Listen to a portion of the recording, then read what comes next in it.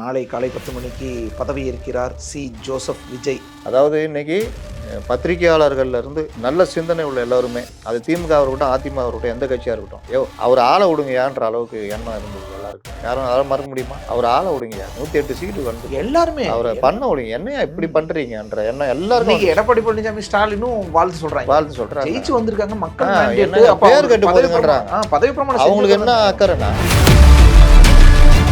எல்லாருடைய ஆதரவோட உட்கார்றாருங்க. நீங்க இப்ப திமுக அதிமுக கூட அப்பாடா கடைசியில கிடைச்சிச்சுப்பா அவரு. சில சமயம் ஏதாவது ஒரு போராட்டம் போராடும் போது நம்ம ஏதோ போராடுற மாதிரி இருக்கும், முடிச்சிட்டியா ரொம்ப சந்தோஷம்டா அப்படின்னு அந்த ஒரு இதோட இன்னைக்கு உட்கார்றாரு. 9 பேர், அவருடைய ராசியன் 9 தெரியுமா? அவர் கொடுத்த இது 9. ஓகே, இன்னைக்கு அவரு எத்தனை நாள் தான் இழுத்தாலும் அவரு கிடைச்சது இன்னைக்குதான். அவர் ஜெயிச்சது 108. ஓகே, 108 எப்படி அமைது பாருங்க. அவர் கூட பதவி இருக்க போகிறது 9 பேர் தான் அப்படின்ற மாதிரி சொல்கிறாங்க. அதனால் இது சில இதெல்லாம் எம்ஜிஆருக்கு 7, இவருக்கு 9, ஜெயலலிதாவுக்கு 9 தான். அதனால் இவரும் ஒரு 15-20 ஆண்டுகள் தொடர்ச்சியாக மக்கள் மனதில் இடம் பிடிப்பார் நம்ம நம்புகிறோம். இதை காப்பாற்றினா உண்மையிலே சொல்கிறேன், தூக்கி வச்சு கொண்டாடுவாங்க, பொதுமக்களுக்கும் மாறும், அடுத்தடுத்து பண்ணுவோம். ஆனால் நான் சொன்ன இந்த மாதிரி விஷயங்கள்லாம் ஃபஸ்ட் டைம் வந்ததில் இந்த மாதிரி எனக்கு என்ன நடந்துட்டாங்க. 91 எந்த ஜெயலலிதாவை மக்கள் தூக்கி கொண்டாடினாங்களோ அதே அப்படி 96 தூக்கி கீழே இறக்கி விட்டாங்களோ அந்த மாதிரி இறக்கி விட்டுருவாங்க. பெரும்பான்மை இல்லாமல் 2 பேர் இப்படி ஒரு 4 கட்சி, ஒரு 5 பேரோட காங்கிரஸ், இவங்க நாங்கள் பேக் பண்ணலைன்னா அவ்வளோதான்ற நிலைமையோடய போய் நிற்கிறாங்கன்னா இப்போ அவருக்கு நல்ல ஒரு வாய்ப்பு என்னன்னா ஏடிஎம்கேல ஒரு ஸ்பிரிட்டு, அவர்களும் ரெடியாக இருக்காங்க. ஓகே, ரெடியாக. இப்போ இதை காண்பிச்சே இங்கே உட்கார வச்சுக்கலாம், அங்கே போயிடுவேன். இன்னொரு விஜய்க்கு ஒரு அனுபவம், விஜய்க்கு மட்டும் இல்லை தாவேகா தலைவர்களுக்கே ஒரு அனுபவம் என்னன்னா, யாரையும் நம்ம எடுத்தங்கவுத்தன்னு நம்ம நடக்கக்கூடாது, அதிமுகவும் நமக்கு தேவை, அவர்களோடையும் நம்ம லிங்க் வச்சுக்கணும் அப்படின்னு போகும். இது இல்லாமல் நிதி சுமையை கையாளுறது மிகப்பெரிய சவாலாக இருக்கு. ஓகே, ஸோ ஒரு பெரிய சவால் காத்திருக்கு. சம்மர் வந்தாச்சு. What's your plan for this holiday? எங்க கிட்ட விட்டுருங்க, நாங்க பாத்துக்கிறோம். GT holidays. GT Holidays, South India's #1 travel brand. JNN Institute of Engineering, Chennai. Join CSE AINML, Cybersecurity, MBA and more. TNEA Counseling Code 1126. Ishari K Ganesh வழங்கும் விக்னேஷ் ராஜா இயக்கத்தில் தனுஷ் நடிக்கும் கர வெற்றி நடை போடுகிறது. உலக தமிழர்கள் அனைவருக்கும் வணக்கம். இன்றைய சிறப்பு நேர்காணலில் நம்மோடு இருக்கக்கூடியவர் மூத்த பத்திரிகையாளர் முத்தலீஃப். வணக்கம் சார். வணக்கம். கவர்னர் மாளிகையிலிருந்து அறிவிப்பு வந்துருச்சு, நாளை காலை 10 மணிக்கு பதவியேற்கிறார் ஜோசப் விஜய் தமிழ்நாடு முதலமைச்சராக. 13ஆம் தேதி ஃப்ளோர் டெஸ்ட். இப்படி இருக்கு சார். அதாவது விஜய்க்கு யாரும் எதிர்பார்க்காத ஒரு வெற்றியை மக்கள் கொடுத்தாங்க. அதே நேரம் அவருக்கு சில பயிற்சியும் கொடுக்கணும்னு சொல்லிட்டு 108ஓடு நிறுத்திக்கிட்டாங்க. விஜய் முதலமைச்சராக பதவி ஏற்க இந்த நேரத்தில் ஒரு 125 எம்எல்ஏக்களோடு அவர் வந்திருந்தார்னா இவ்வளோ ஒரு அருமை அவருக்கு தெரிஞ்சிருக்காது. கரெக்டாக இல்லையா? ஆட்சியினுடைய அருமை அவருக்கு தெரிஞ்சிருக்காது. போயிருப்பார், கொடுத்துருப்பாரு, நாளைக்குன்னா எல்லாம் முடிச்சிருப்பாங்க. ஆனால் இந்த மாதிரி கிட்டத்தட்ட 3-4 நாட்களாக அவருக்கு பெரிய மன உளைச்சல், அலைச்சல், அனுபவம். அரசியல் கட்சிகள்னா என்னன்னு தெரிஞ்சிருக்கும், அப்படி நூலை விட்டு நூலை இழுத்ததெல்லாம் தெரிஞ்சிருக்கும். அப்போ அவருக்கு இந்த இதெல்லாம் பெரிய அனுபவமாக கிடைச்சிருக்குன்னு சொல்லலாம். ஆளுநர் மாளிகையுடைய விஷயங்களையும் அவர் பார்த்துருப்பாரு. 164னா என்னன்றதும் தெரிஞ்சிருக்கும்.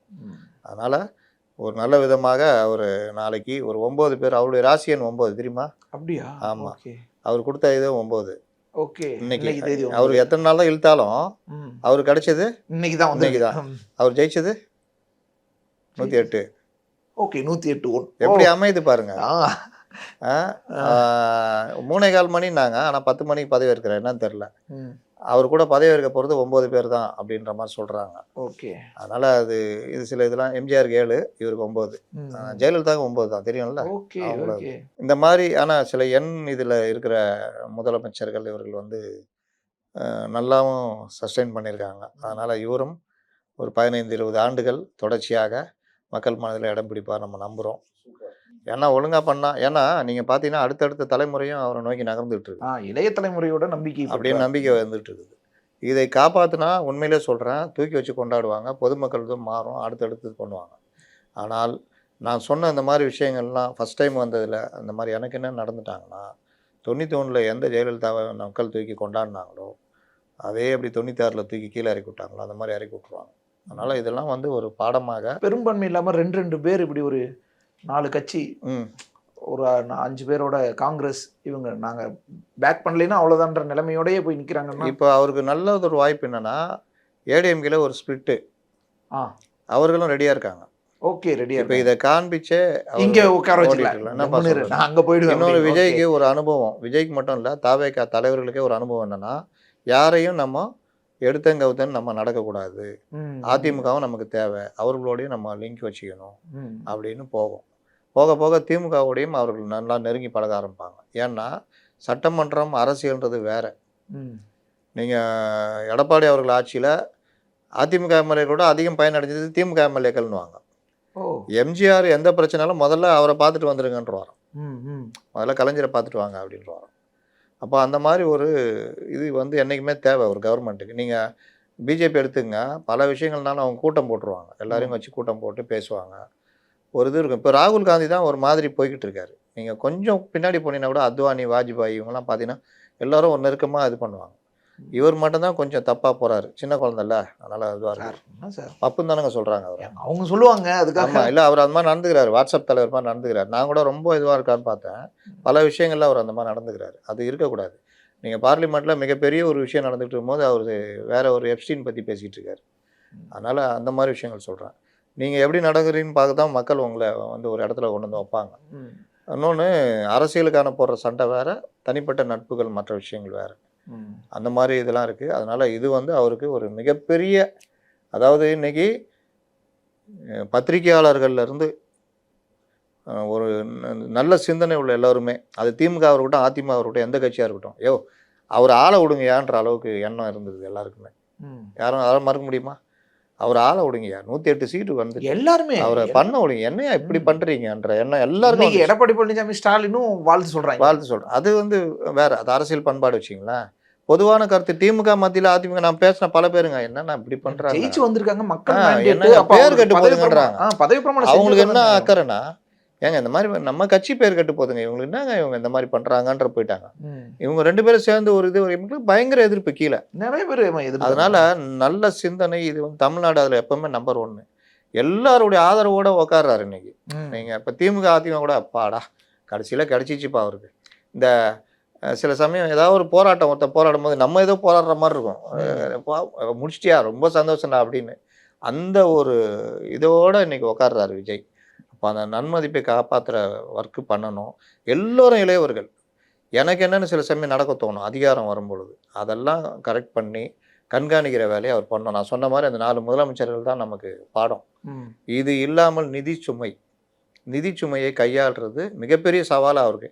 ஒருத்தர் வரும்போதே ஒரு பையன் வேலைக்கு சேர்ந்து சம்பளம் வாங்கும் போதே அப்பா 10 லட்ச ரூபா கடன் வச்சுக்கிறாரு. டேய் இந்த கடன்லாம் அடைக்கணும்டா அப்படின்றாரு. அப்போ அவன் அந்த வேலை செஞ்சு ஒரு வண்டி வாங்கணும், ஏதாவது சேமித்து வச்சு ஏதாவது நகை வாங்கணும்னா எதுவும் பண்ண முடியாதுடா, கடனுக்கு வட்டி கட்டணும், இந்த மாதிரி நான் வந்து தங்கச்சிக்கு 2500 ரூபா மாதம் கொடுக்குறேன்னு சொல்லிக்கிறேன், அம்மாவுக்கு கொடுக்குறோன்னு சொல்லி அத்தை கொடுக்குற சொல்லுனா. இப்போ அதான் இவரே சொல்லிட்டாரு 2500. அனைத்து 60 வயதுக்குட்பட்ட பெண்களுக்கு 2500. அப்போ ஒரு வீட்டில் 4 பெண்கள் இருந்தால் ரேஷன் கடை மூலிமா ஒரு பொண்ணுக்கு ஒரு லேடிக்கு 2500 வரும். மீதி 3 பேருக்கு இந்த மாதிரி வரணும். ம். அதுக்கப்புறம் வயதானவர்களுக்கு, அப்புறம் வேலை இல்லாத இருக்கிற இளைஞர்களுக்கு, அதில் +2 கீழே இருக்கவனுக்கு, +2 மேலே படித்தவனுக்கு, இந்த மாதிரி பணம் வந்து ஒரு பக்கம். பேருந்தில் இலவச பயணம், பேருந்து அந்த போக்குவரத்து கழகத்தையே காலி பண்ணணும். ஏன்னா அங்கே தானே வருமானமே வருது. அப்போ அதுவே வரணும் என்ன ஆகுறது? அப்போ அந்த இது 200 யூனிட் மின்சாரம் ஒரு மாதத்துக்கு 200 என்ன வருது? ஒரு சாதாரண குடும்பம் 2 மாதத்துக்கு 300 யூனிட் தான் யூஸ் பண்ணும். ஏசி கீசி இருந்தால் தான் 400 யூனிட் மேலே தாண்டும். அப்போ அவங்க ஜாலியாக மின்சார கட்டணமே கட்ட தேவையில்லை. ஆனால் அந்த பலு 1 லட்சம் கோடி ரூபாய் கடன் இருக்குது. மின்சாரத்தை யூனிட்டே தயாரிக்காமல் 5 வருஷத்தை தள்ளிட்டாங்க. அப்போது நீங்கள் யூனிட்டை விலை கொடுத்து வாங்கி பணத்தை வீணாக்கிறது, லூப் ஹோலில் பணம் செலவாகுதில்ல, அது எல்லாத்தையுமே ஸ்டாப் பண்ணணும். பெரிய பெரிய பொறுப்பு இருக்குது. இந்த கான்ட்ராக்டர்கள் கமிஷன் இந்த விஷயத்தெல்லாம் மனசாட்சி இல்லாமல் லாக் பண்ணணும். அந்த டாஸ்மார்க்கில் 10 ரூபா பாட்டிலுக்கு 10 ரூபா பாட்டு பாடியிருக்காரு, அதை நிறுத்தணும். அவர் பெரிய அளவில் அவருக்கு வரவேற்பு இருக்கும். டாஸ்மார்க்கு 2 விதமாக வருமானம், ஒன்று நேரடியாக வருமானம் வருது, இன்னொன்று எங்கேயோ போகுது, பேரலாக ஒரு வருமானம் வெளியே போகுதுன்னு இடி சொல்லியிருந்தது ஞாபகம் இருக்கா? அப்போ அதை தடுக்கிற வேலையை பண்ணணும். எஃப்எல் டு பார்லேருந்து 24 மணி நேரம் மது விற்பனை, இது எல்லாத்தையும் தடுக்கணும். போதை இல்லாத தமிழகத்தை, போதை இல்லாதனா கஞ்சா இந்த மாதிரி விஷயம். டாஸ்மாக நீங்கள் ஒன்றும் பண்ண முடியாது, ஆனால் குறைக்கிற வேலை பண்ணலாம். அதுக்கு பதிலாக கள்ளுக்கடை திறக்கலாம். சீமான் பல நல்ல விஷயங்களை சொல்லிடுறாரு, மாற்று சொல்கிறாரு. பால் பொருளாதாரம் இருக்குல்ல, நீ குஜராத் நம்பர் 1 இருக்கான், அங்கே மது விலக்கு இருக்குது, ஆனால் பாலில் அவன் 1 லட்சம் கோடி ரூபா வரைக்கும் பார்க்குறான். அவனுடைய அமுல் வந்து வேர்ல்டில் போட்டி போட்டுக்கிட்டு இருக்குது, நம்பர் 1 இந்தியாவில். நந்தினி 2வது, கர்நாடகா நம்மளோட சின்ன ஸ்டேட்டு, 2 கோடியே 10 லட்சம் லிட்டர் தான் கொள்முதல். நம்ம 2.5 கோடி 2 கோடி 60 லட்சம் மேலே கொள்முதல் பண்ணுறோம். அதில் ஆவி 37 லட்சம் தான் பண்ணுது. அங்கே 2 கோடியே 10 லட்சம், 1 கோடி 60 லட்சம் நந்தினி பண்ணுது. அப்போ இதெல்லாம் அவர் பண்ணார்னா இதாகும். 3வது, சந்திரபாபு நாயுடுவாக நீங்கள் இருக்கணும். எப்படியாவது தொழில் இதை ஏமாத்திக்கமாக உள்ளே கொண்டு வரணும். தொழில் இதில் வந்து நீங்கள் இன்னும் மற்றவங்க பண்ணலையான்னு கேட்டால் பண்ணாங்க, நீங்கள் அதை விட அதிகமாக பண்ண பெட்டராக பண்ணி காட்டணும். இளைஞர்களை குறி வச்சு இந்த அரசு இயங்கணும். இதெல்லாம் பண்ணாருன்னா அவர் உண்மையிலேயே இந்த இப்போ செலவுலாம் சொன்னல, மன்னிப்பே கேட்டுடலாம் ஜனங்கள்கிட்ட. நான் நினைக்கிறேன் முடியல, அவ்வளோ நிதிச்சுமையுடன் விட்டு போயிருக்காங்க. இந்த உதாரணமே சொல்லலாம். ஒரு பையன் இப்போ நான் வேலைக்கு சேர்ந்துருக்கான், சம்பளத்தை வாங்கி நான் எல்லாருக்கும் பண்ண முடியாது, ஸோ நான் கடனை ஃபஸ்ட்டு குறைக்கிறேன், முறை குறைக்கிறேன். இந்த 1000 ரூபா நிறுத்தலை, மற்ற விஷயங்கள் நான் பண்ணுறேன், உங்களுக்கு நான் பண்ணுவேன், எனக்கு நீ வாங்கி கொடுக்கும் பண்ணுவேன்னு சொல்லிட்டு தயவுதாட்சியம் பார்க்காம சில விஷயங்களில் பண்ணணும். மின்சாரம் கூட மாதந்தோறும் மின் கட்டணம் கொண்டு வரேன்னு சொல்லிட்டு கூட கொண்டு வரலாம். மற்றபடி நீங்கள் இந்த 400 யூனிட் 200 யூனிட்லாம் கொடுத்தீங்கன்னா தாராளமாக. அதே மாதிரி பேருந்து கொடுக்கட்டுமே சார். ஏன் சார் அவர் வந்து அந்த வாய்ப்புகளை பார்க்கட்டுமே ஃபஸ்ட்டு? பார்க்கறது இல்லைங்க. ஒரு வகையான நீங்கள் மக்களுக்கு மீன் பிடிக்க கற்றுக் கொடுன்றாங்கல்ல, அந்த மாதிரி மக்களுக்கான வாய்ப்பு இருக்குது. இப்போ நான் சொன்னல பால் பொருளாதாரம் கரெக்டு சார். மீன் பிடிக்க கற்றுக் கொடுக்கணும், மீன் பிடிக்க கற்றுக்கிற வரைக்கும் மீன் கொடுங்களேன். அது நீங்கள் ஏற்கனவே அவங்க மீன் எல்லாம் பிடிச்சிலாம் பண்ணிக்கிட்டு இருக்கிறாங்க, அவங்கள்ட்ட போயிட்டு நீ மீனே பிடிக்காதுன்னு சொல்கிற கதை இதெல்லாம். என்ன ஆனாலும் நம்ம மின்சார கட்டணம் கட்டின்னு தான் இருக்கிறோம்.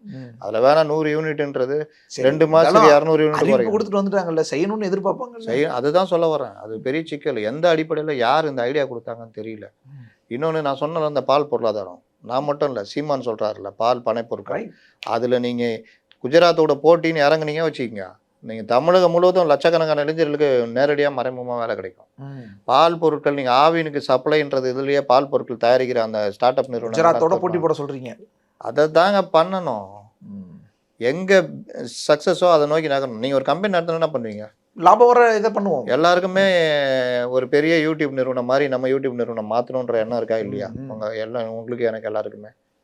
ரைட். அதுக்காக நான் இன்ஃப்ராஸ்ட்ரக்சர் இல்லைனாலும் அதை நோக்கி நகரணும்னு எண்ணம் இருக்கா இல்லையா? அதோட ஒரு 6 மாசத்தை பார்க்கணும், ஒரு ஃப்ரீ ஹேண்ட் விடணும். ஆமாம், என்ன பண்ணுறாருன்னு அந்த 6 மாதத்துக்கு தான் நான் சொல்கிறேன். வேலைக்கு சேர்ந்த ஒரு பையன்ட்ட முதல் சம்பளம் வாங்கணுன்னு வாங்கிட்டியா, அங்கே முதல்ல போய் அங்கே வட்டி ஒரு 5000 ரூபா கட்டிட்டு வந்துரு, அப்புறம் அத்தை வீட்டில் 2000 ரூபா கொடு, உன் தங்கச்சிக்கு ஒரு 2000 கொடுங்க, 2000 கொடுனா அவன் ஒரு கனவோட இருப்பான். அவனை கொஞ்சம் டேய் நீ சம்பளம் வாங்கிட்டியாப்பா, வீட்டுக்கு ஏதாவது செலவு பண்ணால் என்ன பண்ணணும்னு பார்த்து செலவு பண்ணிக்கோ, நான் 30,000 ரூபா கொடுக்குறேன், மீதி செலவு நான் பார்த்துக்குவேன், வேறு ஏதாவது ஐடியா பண்ணால் யோசி. இதுதான் உங்களுக்கு கரெக்டாக இருக்கும். மத்திய அரசோட இணக்கமாக போகணும். நீங்கள் இந்த மாதிரி டிஎம்கே மாதிரி சண்டைலாம் போட்டுக்கிட்டு இருக்கக்கூடாது. இது அவர்கள் போட்ட சண்டை எல்லாம் ஒத்துக்கணும். பிஎம்சி வந்து நியாயமான, நீங்கள் கேவி இருக்குல்ல, கேவியுடைய அப்டேட் வெர்ஷன் தான் பிஎம்சி. நீங்கள் நான் நம்ம பிள்ளைங்க சிபிஎஸ்சியில் படிக்க தான் விரும்புவோம், ஆனால் 1 லட்ச ரூபா 1.5 லட்ச ரூபா கட்ட முடியாமல் தான் நம்ம வேறு ஸ்கூலில் சேர்க்கறது. கேவியில் சேர்க்கறதுன்றது எல்லாருமே ட்ரை பண்ணுவாங்க, பார்த்துருக்கீங்களா? ஏன் 8000 ரூபா 10,000 ரூபா. பிஎம்சி அதே மாதிரி தான். நவோதயா இருக்குல்ல, நவோதயா ஃப்ரீ எஜுகேஷன் கொடுக்குறோம், ஸ்கூலை இம்ப்ரூவ் பண்ணிட்டு போயிடுறோம், நிதியை வாங்கிட்டு. நான் சொல்கிறது இப்போ வரைக்கும் பண்ணலை, பண்ணுங்கன்ற பண்ணுங்க. இப்போ புதிய கல்விக் கொள்கையை மாற்றா நாங்கள் கல்விக் கொள்கை கொண்டு வந்தாங்கல்ல, அதில் பெரும்பாலும் புதிய கல்விக் கொள்கை தான். இன்னொன்று சொல்கிறேன், மும்மொழியை மட்டும் ஏற்றுக்கல. அதான் மும்மொழியிலேயே நான் பேச வேண்டிய டாபிக் ரொம்ப பெருசாக இருக்கு, அதனால அது ரொம்ப பெரிய சப்ஜெக்ட். என்கிட்ட பேசி ஜெயிக்க முடியாது, ஏன்னா அது அவ்வளோ பெரிய இது, அதை விட்டுருவோம். ஸ்கூலை வந்து டெல்லி மாதிரி பண்ணுங்க, யார் தடுக்க போறா? அதான் ஸ்கூல் எஜுகேஷனுக்கு தான் 47,000 கோடி ரூபா வருஷத்துக்கு அதிகமாக ஒதுக்குறது பள்ளி கல்வித்துறைக்கு தான்.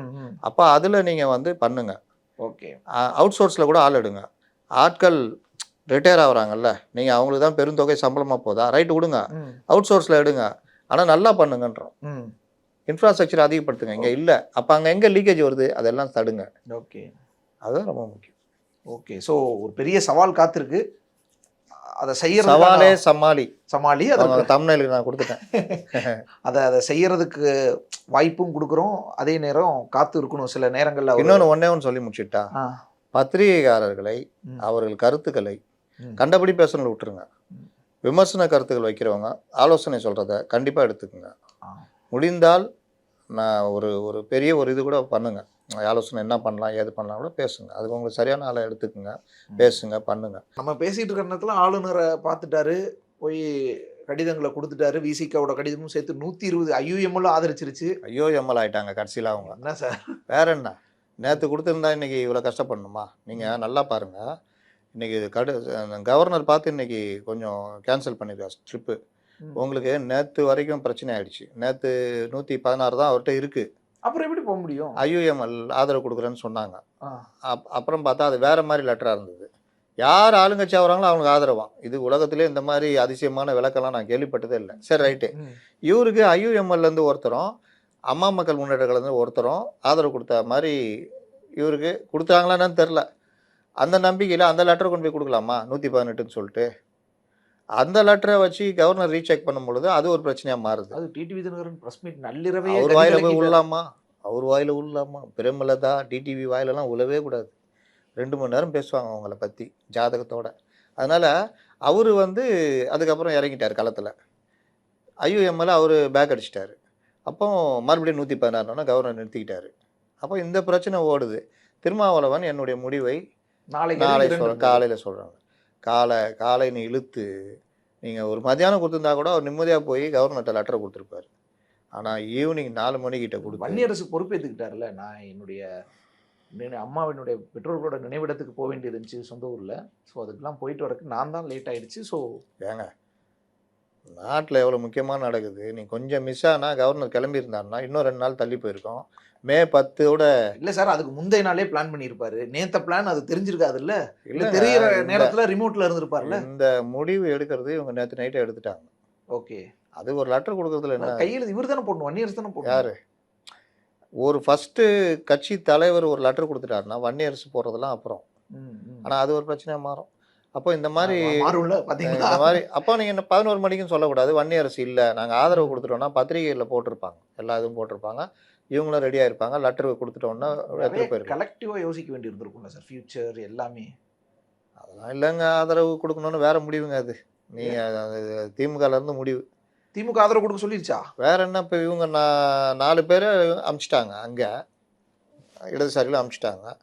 காங்கிரஸ் போயிடுச்சு. மீதி இவங்களுக்கு ஏதாவது ஸ்லீப்பர் செல் வேணாவா? அவர் தான் எங்கள் தலைவரை கேட்டால் சொல்லுவேன்றாரு காதர் மொய்தீன். ஏங்க உங்கள் தலைவர் தான் கேரளாலலாம் சொல்லிட்டாங்களாங்க, அங்கே நீங்கள் தானே சார் தேசிய தலைவர். எங்கள் தேசிய தலைவரே MK ஸ்டாலின் தான். நம்ம என்ன பண்ணுறது? அதுக்கு மேலே இவர் திருமாவளவன் நாங்கள் இப்போ இன்றைக்கும் பேட்டி கொடுத்துருக்காருல. என்ன இருந்தாலும் திமுக கூட்டணி தான். அவர் இங்கே தான் ஓட்டி இருந்தார், சண்முகம் எல்லாம். அங்கேருந்து டெல்லி, அவங்களுக்கு டெல்லி தலைமைன்னு நேத்தான் புரிஞ்சுக்குது. ஓ நமக்கு டெல்லியில் வேறு தலைவர் இருக்காங்களா, நம்ம இதுன்னு நினச்சின்னுக்கிறோம் அப்படின்னு. MA பேபி அவர் ஒன்று சொல்லியிருந்தார், அதிமுக திமுகங்கிற மாதிரி சொல்லியிருந்தார். ஆனால் அது வதந்தின்னு இன்னைக்கு கிளாரிஃபை பண்ணிட்டாரு. ஊருக்கே தெரியுங்க. அதாவது இவர் காங்கிரஸ் கூட ரூட் எடுத்த உடனே காங்கிரஸ் முக்து பாரத்ன்ற பாஜகவுக்கு கடுமையான கோபம். அப்போ விஜயையும் சேர்த்து இவர்கள் வரவிடக்கூடாதுன்றதில் எதிரி சேருங்கன்ற மாதிரி ஒரு அனுமதி கிடைக்குது. இவ்வளோ நாளாக அடிமை அதிமுக பாஜக அடிமைன்னு சொன்னவங்க தான் அந்த ரூட்டை கையில் எடுக்கிறாங்க. அப்போ எல்லாம் ஓகே ஆகிற நேரத்தில் தான் அங்கே ராகுல் மற்றவங்க பேசி MA பேபி உள்ளே வர்றாரு. MA பேபி உள்ளே வந்தோன்னா சீனே மாறுது. 2 இடதுசாரிகளும் தாவேக்காக்கு ஆதரவு கொடுக்கணும்னு. இதில் கதாநாயகன் கேட்டால் என்ன கேட்டால் MA பேபி தான் சொல்லுவேன். அவர் திரும்பினா பிறகு தான் இவங்க வேறு வழி இல்லாமல் ஒவ்வொருத்தராக திரும்பினாங்க. இல்லையா இந்த குழப்பத்தில் இவர் கூட வேணாங்க, இவரை திருமாவளவனை முதலமைச்சர் ஆக்கிடலாங்க, நம்ம 2 பேரும் வெளில இருந்து ஆதரவு கொடுப்போம்னு கூட போயிருப்பாங்க. நீங்கள் யாரும் தப்பு சொல்ல முடியாது. அந்த மாதிரி லெவல்லாம் போயிருக்கோம். அது தடுத்தது யாருன்னு பார்த்தீங்கன்னா MA பேபி. ஓகே சார், இன்னொன்று திருமா துணை முதலமைச்சர் இதை டிமாண்ட் பண்ணுறாரு அதை டிமாண்ட் பண்ணுறாருலாம் செய்திகள் வந்துட்டுருச்சு. அப்புறம் ரவிக்குமார் மறுத்துட்டார், அப்படியெல்லாம் நீங்கள் கிளப்பி விடாதீங்க அந்த மாதிரிலாம் இல்லைன்னு பார்த்தா ஆதரவு கடிதத்தில் பார்த்தா அன்கண்டிஷனலாக ஆதரவு தான் வெளியிலேருந்து. அதுக்கப்புறம் கொடுத்த பேட்டியில் என்ன இப்போதைக்கு இல்லை, அதுக்கு பிறகு மாறும். முதல்ல ஆட்சி எங்கள் தலைவர் கவர்னர் ஆட்சி ஆகிடக்கூடாது. எங்கள் தலைவர் திருச்சி கிழக்கில் நிற்கலாம், பதவி வரலாம். அது ஏன் ஆசைனார் வன்னியரசு, அது என்னோட ஆசைனார். ஆசை தான் கோரிக்கையாக மாறும், கோரிக்கை இங்கே கண்டிஷனாக மாறும். அதனால் என்ன அப்படிதானே வடிவங்கள் மாறும். இன்னைக்கு என்ன நடந்திருக்குன்னா இந்த பேச்சுவார்த்தைலாம் போயிருக்கோம். இது போயிருக்க நேரத்தில் ADMK அங்கே ஒரு பிரச்சனை ஆகி ஸ்ப்ளிட் ஆகிற மாதிரி ஒரு பெரிய டீம் வரணுன்னா டக்குன்னு இதுக்கப்புறம் வேலை நடக்காதுன்ட்டு டக்குன்னு ஆதரவு கொடுத்துட்ருப்பாங்க. இன்னொன்று திருமாவளவனை கூட நல்லபடியாக நினச்சிருக்கலாம். முதல்ல போய் ஆட்சி letter- அமைக்கட்டும், என்ன letter கவர்னர் கொடுங்க. ஆட்சி, பிரசிடென்ட் ஆட்சின்னு ஏதாவது ஆயிட போகுதுன்னு எங்களால் லேட் ஆகுதுன்ற மாதிரி வரக்கூடாதுன்னு லெட்டரை கொடுங்க. பிரஸ் மீட்ல அவரும் சொல்றாரு, எங்களால் இது நடந்ததுன்னு இருக்கக்கூடாதுன்னு நாங்க. பாருங்கள், நான் அந்த ப்ரெஸ் மீட்லாம் பார்க்கவே இல்லை. ஏன்னா எனக்கு திருமாவை தெரியும் எப்படிப்பட்ட பண்பாளர்னு. அதனால் நம்மளால் இது இப்போ பிரச்சனை போய் கொடுங்க, அப்புறம் மற்றதை பார்த்துக்கலான் இருப்பாங்க. இவங்க போனோன்னா ஐஓஎம்எல் ஐயூஎம்எல் சார், ஏன் எனக்கு வேறு ஐஓஎம்எல் தான் வருது. ஐயூஎம்எல் பார்த்துருப்பாங்க, சரி எதுக்கு வம்புன்ட்டு அவங்களும் அவங்க ஓனர்கிட்ட கேட்டிருப்பாங்க. சார்? வேற என்னங்க, காங்கிரஸும் இவங்களும் கேரளாவில் கூட்டணி, அங்கே பாரம்பரிய கூட்டணி. அவர் ராகுல் காந்திலேருந்து எல்லாம் ப்ரெஷர் கொடுக்குறாங்களாம். எங்கள் தலைவர் அது நீங்கள் அருண்ராஜ் நாங்கள் முடிவு எடுக்கிறோங்க, எங்கள் இதுலேருந்து முடிவு எடுக்கணும் பிரதமரில். ஸ்டாலின் சொன்னால் நாங்கள் கேட்போம், அவர் சொன்னான்னா என்னங்க நீங்கள் பட்டா போட்டு கொடுக்குறோம். அந்த அளவுக்கு தமிழ்நாட்டில் திமுகவும் ஐயூஎம்எலும் நீண்ட கால தோழர்கள்ல. அப்படின்னா ஏதாவது ஒரு இதில் அமைச்சராகிடணும். எவ்வளோ தடவை ஆட்சி செஞ்சீங்க? ஒரு தடவை நாங்கள் இப்போ அமைச்சரா வாங்கலாம்ல, அன்கண்டிஷனலா ஏன் கொடுக்குறீங்க? யாரு அது சொல்லியிருப்பாரு, வெளியிலிருந்து ஸ்லீப்பர் செல்லாக செயல்பட்டு வருவாயாக, தக்க நேரத்தில் தக்கபடி செயல்பட்டு நாங்கள் சொல்லும் இந்த அசைன்மெண்ட்டை செய்வாயாகன்னு. நீங்கள் ஃபீஸை உருவணுன்னா வெளியில் இருந்தால் தான் உருவ முடியும். இன்னொன்று, இப்போ இவருக்கே ஒரு பயம் வரும்ல, ஒரு அமைச்சரை வாங்கிட்டு உள்ளே போயிடுன்னு சொல்லிட்டு. நாளைக்கு அவங்க தலைவர் இங்கே நல்லா இருக்குது, வசதி நல்லா ரூம் போட்டுக்கிறாங்க, எல்லாம் பண்ணிக்கிறாங்க, கார் கொடுத்துக்கிறாங்க தலைவரை, இவ்வளோ நாளாக இது தெரியாமல் போச்சு, இங்கே வேறு இதை கிரீன் வேஸ்டோட வீடு வேறு கொடுத்துக்கிறாங்க, இவ்வளோ நாளாக என்னை ஏமாற்றி இந்த தலைவர்னு வராமல் இருந்தாங்கன்னா வராமல் போயிடுவாங்கல்ல. அதான் நீங்கள் இவர் ஏகேஜின்னு சொல்லுவாங்க, ஏகே கோபாலன், பெஸ்ட்டு பார்லிமெண்டேரியன் சிபிஎம்மில் கேரளா. அவர் வந்து அதிக ஆண்டுகள் எம்பியாக இருந்தவர், பெஸ்ட்டு. அவர் நேரு பீரியட்லேருந்து ரொம்ப வருஷம் இருந்தவர். அவர் சொன்னது, எம்பி பதவியில் ஒருத்தன் வந்துட்டானா வாழ்க்கையில் மறுபடியும் அவன் திரும்பவே விரும்ப மாட்டான். அப்படி ஒரு சொர்க்கலோகம் போன்றது இந்த எம்பி பதவி வசதி அப்படின்னு. அதிகாரன்றதும் அப்படி தான். அதில் அமைச்சர் பதவியெலாம் வந்து நீங்கள் ஆள் அம்பு சேனை எல்லாம் நீங்கள் அதனால தான் அந்த துடிக்கிறது ஒவ்வொருத்தருமே. அந்த அதிகாரத்தில் தான் இப்பொழுது இவர்கள் முதல் முறையாக காலடி எடுத்து வைக்கிறார்கள். முதல் முறையாக வருபவர்கள் பல தவறுகளை செய்வார்கள். ஓகே, 69 இது இந்திரா காந்தி 66 to 69 ரொம்ப மோசமானது. 75 அவங்க அந்த இதெல்லாம் பண்ணலாம் பார்த்தீங்க, எமர்ஜென்சி. கலைஞர் 71 to 76 ரொம்ப மோசமாக இருந்தது. நிர்வாகமாக இருந்தது, மற்றவர்களை பழிவாங்க. இப்போ எம்ஜிஆர் தூக்கி அடித்தது, இந்த மாதிரி எனக்கு என்னென்னு தாந்தோடித்தனம்லாம் இருந்தது. ஜெயலலிதா 91 96 எனக்கு என்னென்னு இருந்தது.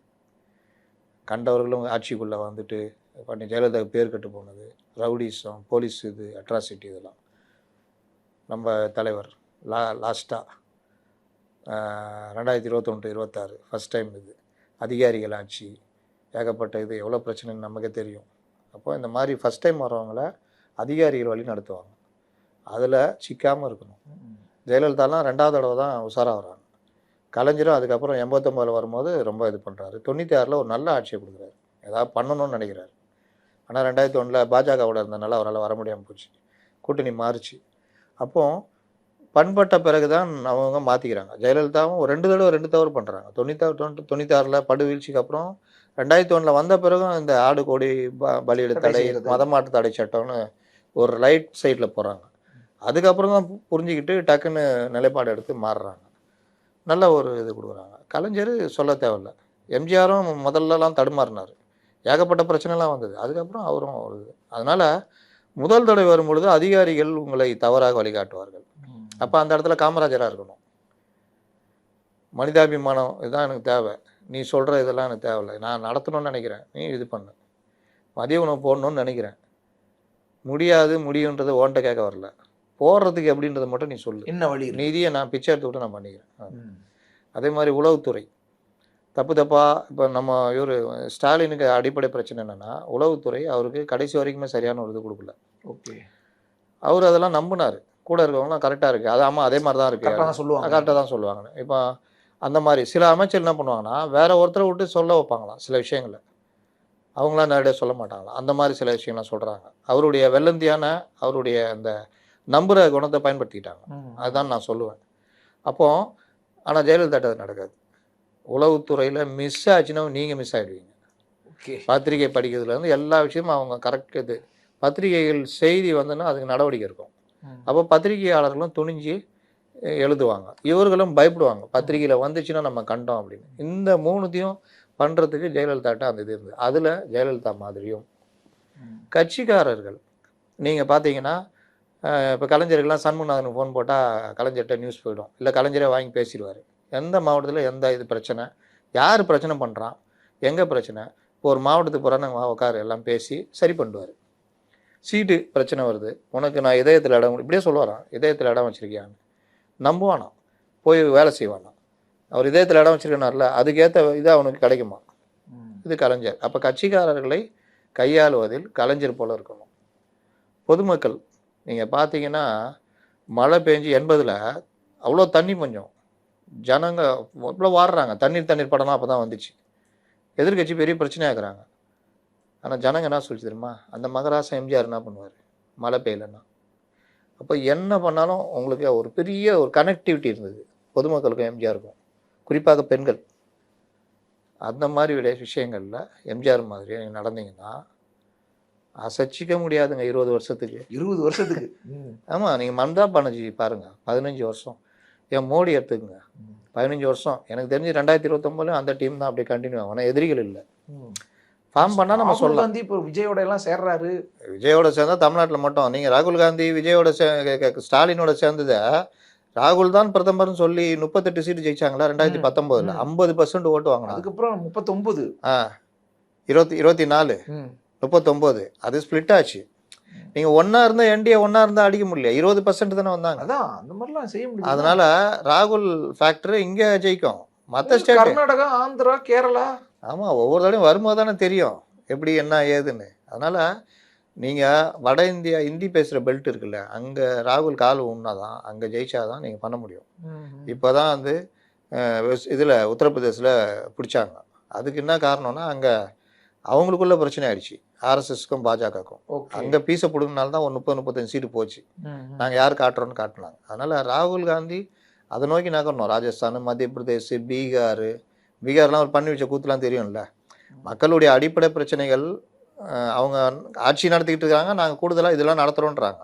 இப்போ இங்கே எப்படி சொன்னார், உரிமை தொகை 2000 ரூபா கொடுக்குறேன், இலவச பேருந்து இது பண்ணுறேன், நான் முதல்வன், அப்படி ஆட் பண்ணுறாரு.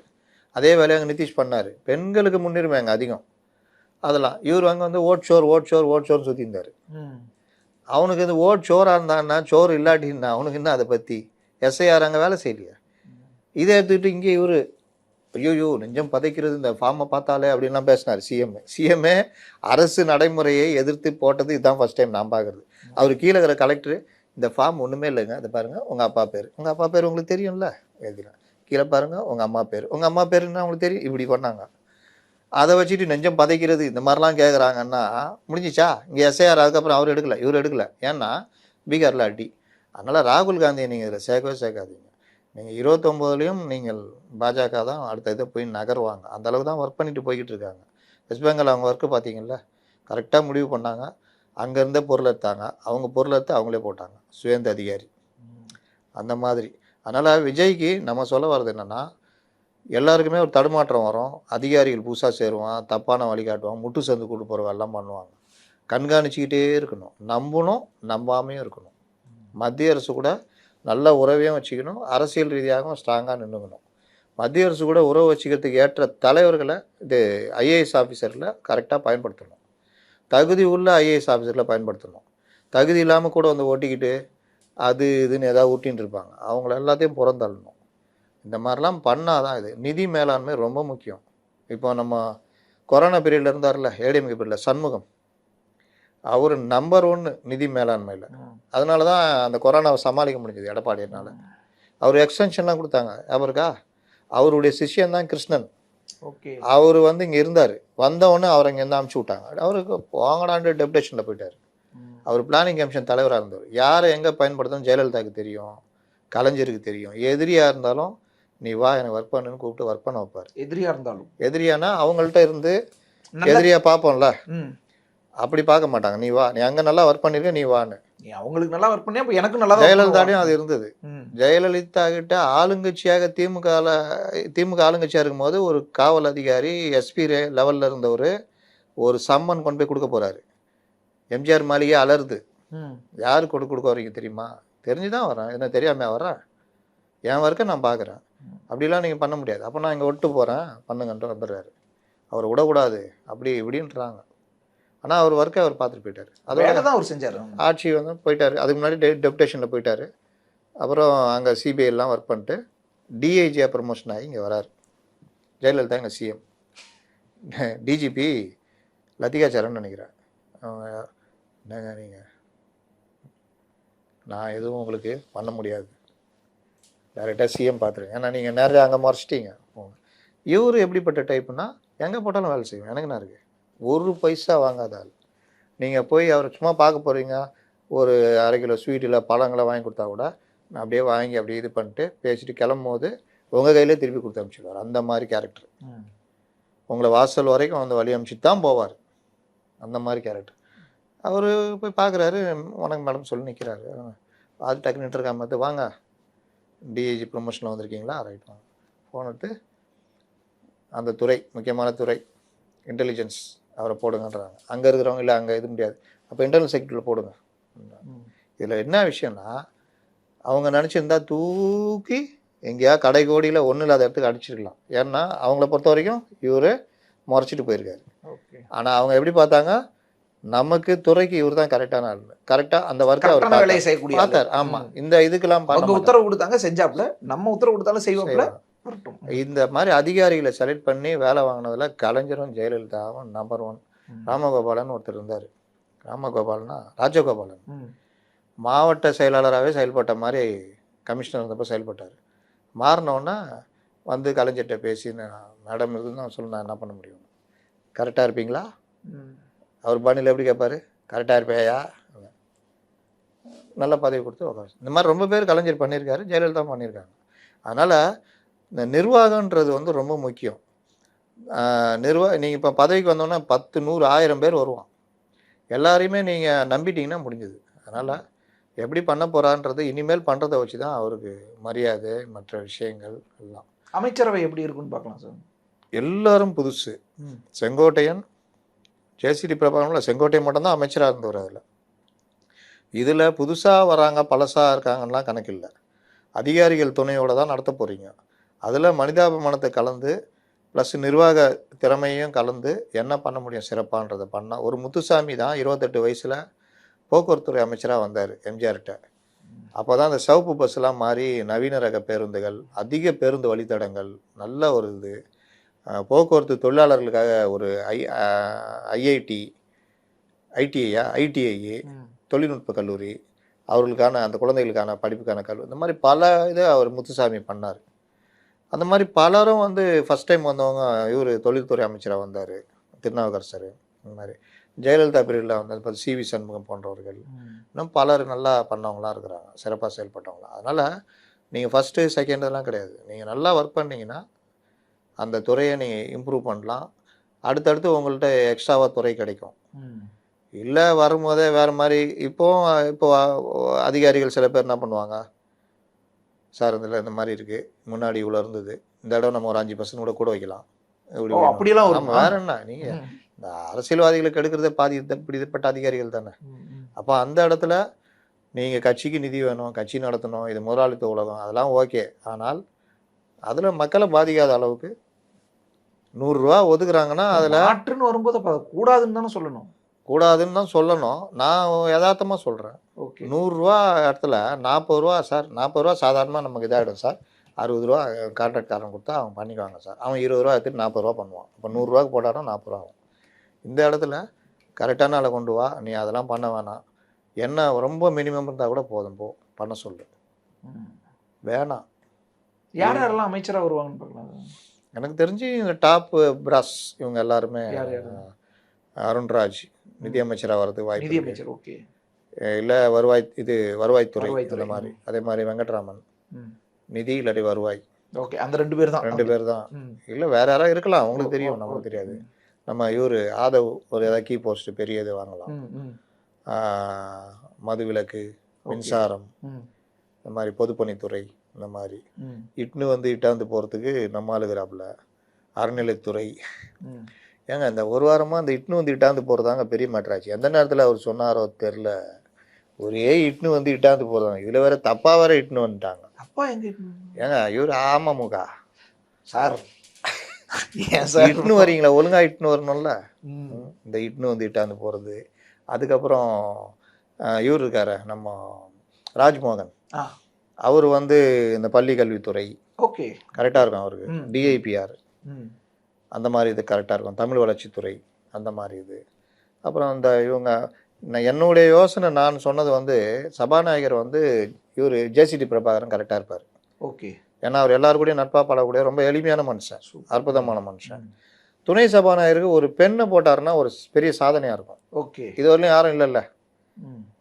எந்த ஜெயலலிதா கூட யோசிக்கல. ம். அப்போ துணை சபாநாயகருக்கு ஒரு பெண்ணை கொண்டு வந்தீங்கன்னா தாகிரா, ம். அந்த அவங்க இல்லாட்டி இன்னொருத்தவங்க ராஜலட்சுமி யாரோ ஒருத்தவங்க இந்த மேடையில் அந்த உறுதிமொழிலாம் படிப்பாங்க, அந்த மாதிரி யாராவது ஒரு பெண்ணை துணை சபாநாயகர்னா அது உங்களுக்கு ஒரு பெருமை.